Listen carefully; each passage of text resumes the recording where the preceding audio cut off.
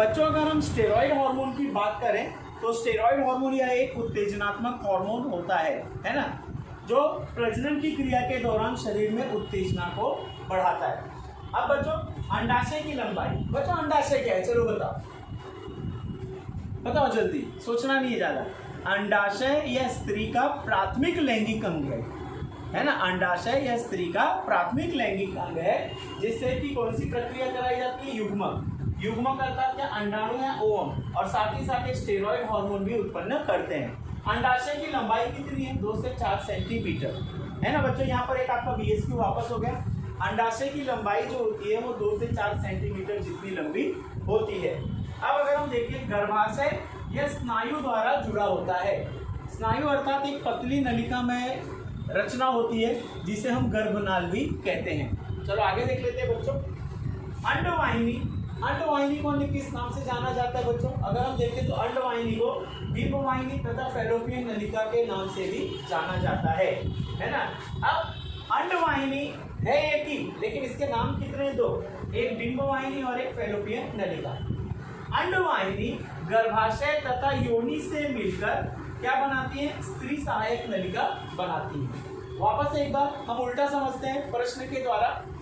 सहायक, स्त्री सहायक नलिका किन अंगों से मिलकर बना होता है, वापस एक बार बच्चों, स्त्री सहायक नलिका किन अंगों से मिलकर बना होता है। आंसर आपके सामने है बच्चों। सबसे पहला अंडवाहिनी प्लस गर्भाशय प्लस योनि इज इक्वल टू सहायक नलिका, स्त्री सहायक नलिका, हमें ऐसा याद करना है बच्चों। अंडवाहिनी को हमने किस नाम से जाना जाता है, डिंबवाहिनी और फैलोपियन नलिका। फैलोपियन हालांकि बच्चों ये एक इंग्लिश शब्द है, हम वो भी समझ लेते हैं। अब बच्चों अगर हम देखें तो प्रत्येक डिंबवाहिनी की लंबाई जो होती है वो लगभग 10 से 12 सेंटीमीटर लंबी होती है। बच्चों अगर हम स्त्री जनन अंग की बात करें या पुरुष जनन अंग की बात करें तो सभी जनन अंग जो होते हैं वो नलिका में स्वरूप में होते हैं, है ना। अब अगर हम यहाँ पर अंडाशय की लंबाई देखें तो 2 से 4 सेंटीमीटर, बच्चों ध्यान रखिएगा, अंडाशय की लंबाई देखें तो 2 से 4 सेंटीमीटर, डिंबवाहिनी की लंबाई देखें तो 10 से 12 सेंटीमीटर होती है। अब डिंबवाहिनी नलिका जो होती है, डिंबवाहिनी नलिका अंडाशय से होते हुए कहां पर जाती है, गर्भाशय की ओर। अंडवाहिनी नलिका जो होती है वो अंडाशय से होते हुए कहां पर जाती है, गर्भाशय तक, जहां पर गर्भ की स्थापना होती है। अब बच्चों अंडाशय के पास अगर हम देखें तो एक डिंबवाहिनी का हिस्सा जो होता है वो कीट के आकार का होता है ना। अंडवाहिनी के पास का अगर हम हिस्सा देखें तो किस आकार का होता है बच्चों, कीट के आकार का होता है, जिसे हम क्या कहते हैं बच्चों, कीपक कहते हैं, जिसे हम लोग क्या कहते हैं, कीपक कहते हैं, है ना बच्चों। अब इसे हम उल्टा समझते हैं। अंडवाहिनी के पास जो कीप के आकार का हिस्सा होता है उसे हम क्या कहते हैं, कीपक कहते हैं, ये हमें ध्यान में रखना है। अब आगे, कीपक के किनारे अंगुली में संरचना होती है, अंगुली, मुड़ी हुई उंगली जैसी संरचना होती है। अंडाशय के ऊपर फैलोपियन नलिका का जो अंडाशय के पास वाला हिस्सा है वहां पर अंगुली में संरचना होती है मुड़ी हुई, जिसे हम लोग क्या कहते हैं बच्चों, झालर। क्या कहते हैं बच्चों, झालर।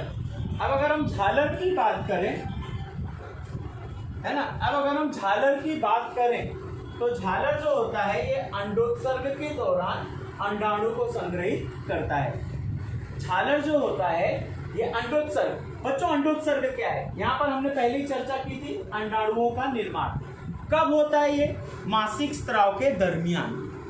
मासिक स्त्राव के दरमियान स्त्रियों में अंडाणुओं का निर्माण होता है। यदि यही अंडाणु शुक्राणु से निषेचित हो गए तब जाकर सगर्भता होती है, जिसे हम लोग क्या बोलते हैं, प्रेगनेंसी। ठीक है ना। अब आगे बढ़ते हैं। कीपक आगे चलकर अंडवाहिनी के चौड़े भाग में खुलता है।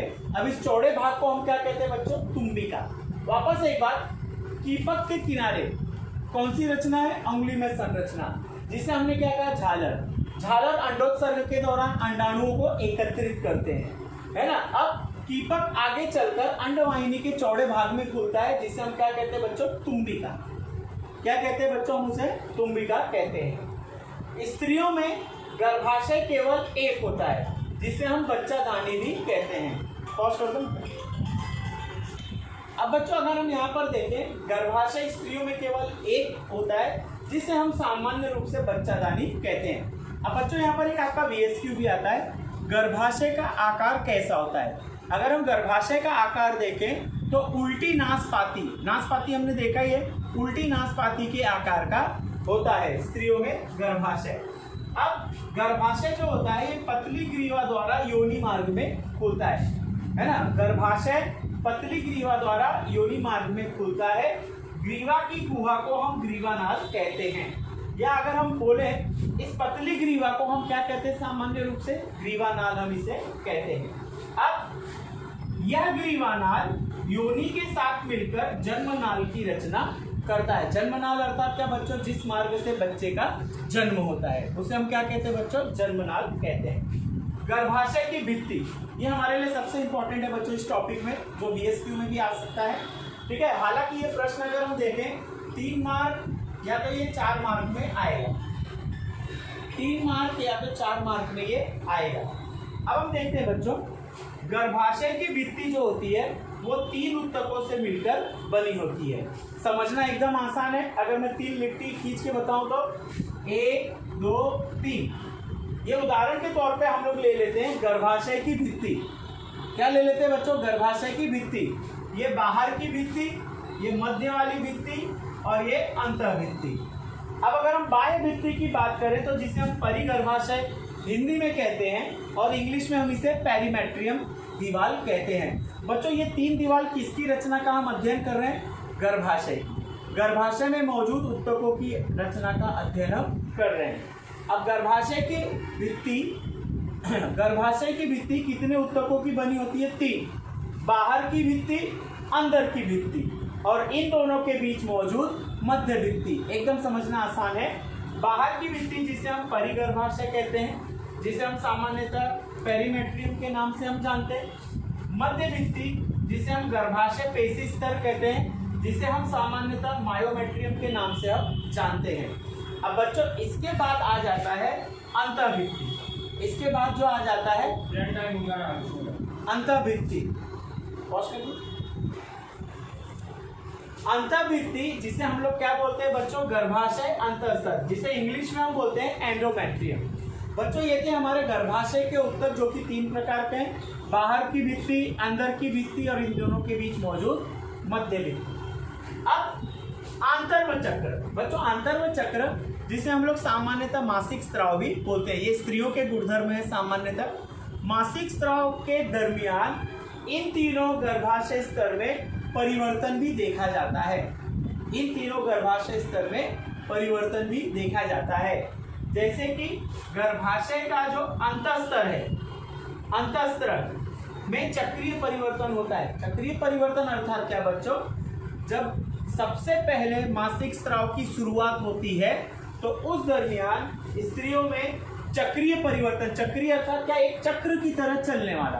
कैसे, ध्यान से समझिएगा। आंतर्व चक्र के दौरान गर्भाशय के अंतःस्तर में चक्रीय परिवर्तन देखा जाता है। कैसे, जब आंतर्व चक्र शुरू होता है तो अंतःभित्ति टूट जाती है। अंतःभित्ति टूटने के कारण रक्त का स्त्राव होता है।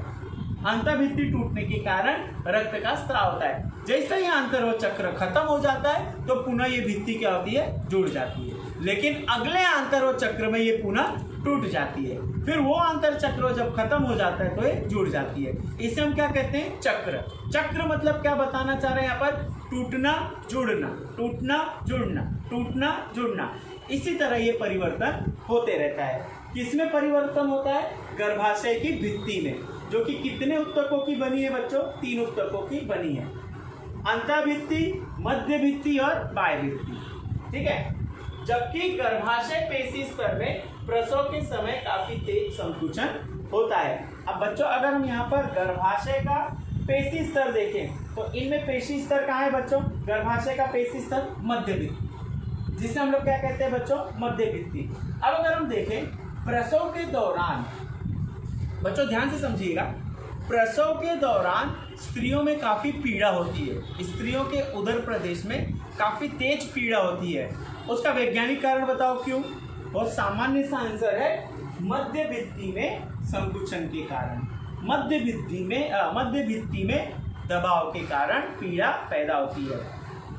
मासिक स्त्राव या प्रसव चक्र के दौरान रक्त का स्त्राव क्यों होता है? बहुत सिंपल सा आंसर है, क्योंकि उस दरमियान अंतर्भित्ति जो होती है वो टूट जाती है, लेकिन प्रसव चक्र जैसे ही खत्म हो जाता है वो पुनः जुड़ जाती है। इसलिए यहाँ पर लेखक क्या बताना चाह रहा है? आंतर्व चक्र के दरमियान चक्रीय परिवर्तन देखा जाता है। तो बच्चों ये था हमारा आज का स्त्री जनन अंग, जो आपको 3 नंबर से 4 नंबर दिला सकता है। बच्चों ये जरूरी नहीं है कि ये पूरा थियरी में ही आए, नर जनन तंत्र भी आ सकता है थियरी में, और मादा जनन तंत्र भी आ सकता है। इसके साथ साथ मान लो अगर 2 नंबर में आ गया, कोई हरकत नहीं, आप 2 नंबर के हिसाब से सेट करके लिख लीजिएगा, और बाकी के जो बचे हुए रहेंगे वो आपके BSQ में पूछ सकते हैं। तो बच्चों ये था हमारा आज का टॉपिक। यदि आपको इसके अलावा कोई डाउट है, कोई चीज़ समझ में नहीं आई इस टॉपिक में, तो आप बेझिझक मुझे कॉल करके पूछ सकते हैं। धन्यवाद।